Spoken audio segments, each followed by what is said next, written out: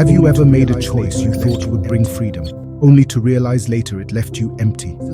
Jesus once told a story about that very struggle, and about a love so deep, it changes everything. It's called the Prodigal Son. There was once a man who had two sons. One day the younger son came to his father and said, "Father, I don't want to wait until you're gone.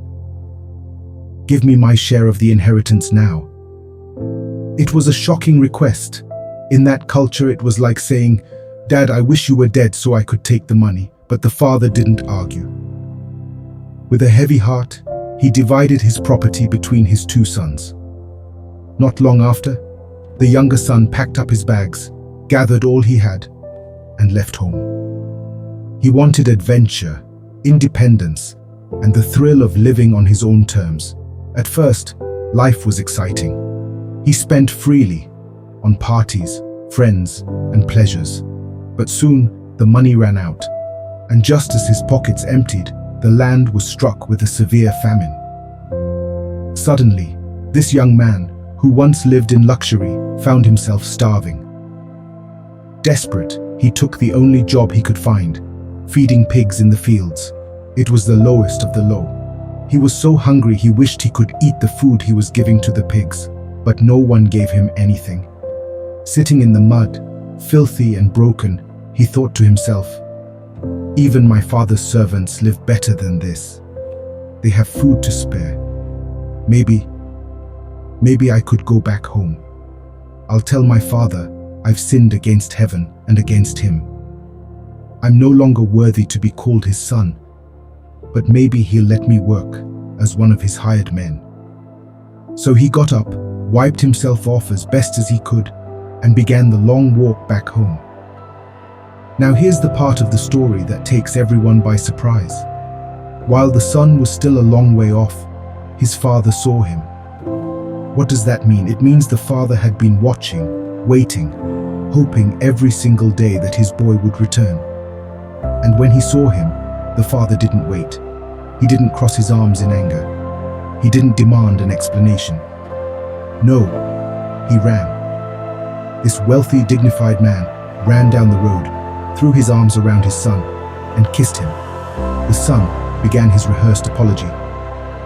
"Father, I've sinned against heaven and against you. I'm not worthy to be called your son."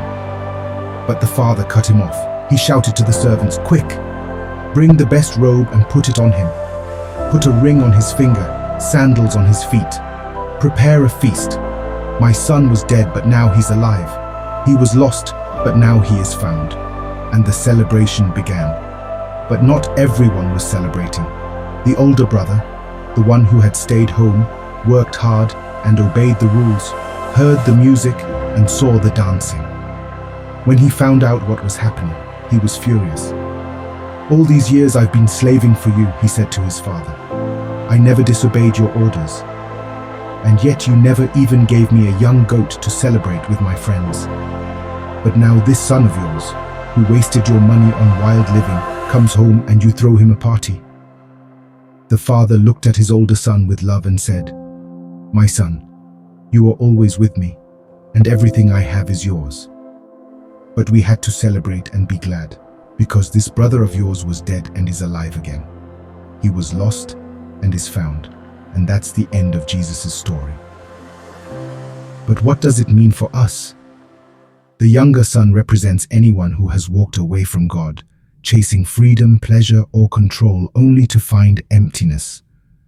The older son represents those who stay close to home but grow bitter, forgetting the father's heart.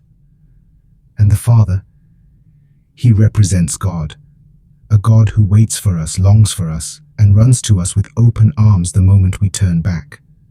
No matter how far you've wandered, no matter how many mistakes you've made, God's love is greater.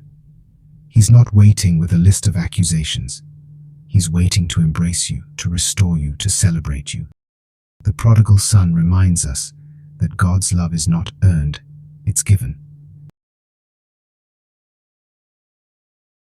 And whether you feel like the younger brother who's failed, or the older brother who's frustrated, the father's invitation is the same: come home. This is the story of the prodigal son, And maybe it's also your story.